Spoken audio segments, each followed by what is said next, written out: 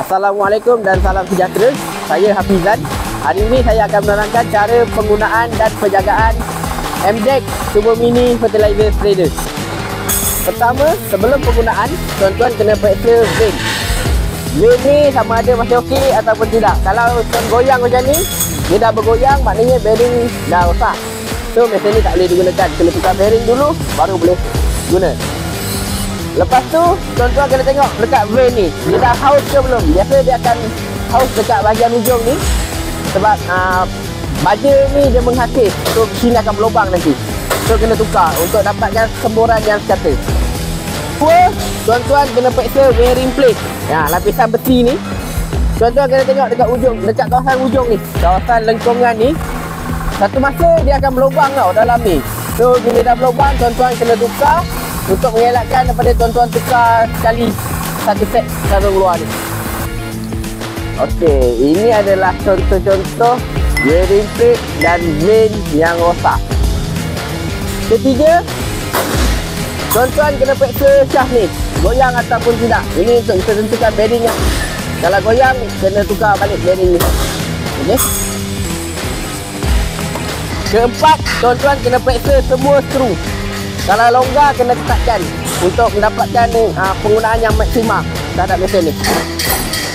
Kelima, tuan-tuan kena periksa bush dan retainer. Untuk cek bush dan retainer, tuan-tuan goyangkan ni. Kalau dia bergoyang kuat tu, maknanya bush dan retainer dah longgar. Enam, setiap kali selepas digunakan, mesin ni hendaklah dibasuh. Kita kena pastikan tidak ada baja di dalam mesin ni, termasuk di dalam cut. Semua kena basuh bagi bersih. Ketujuh, tuan-tuan hendaklah grease PTO ni. Okey, dekat sini ada satu grease point, sini ada satu grease point, dan satu lagi sini ada satu grease point. So semua sekali PTO ni ada 3 grease point.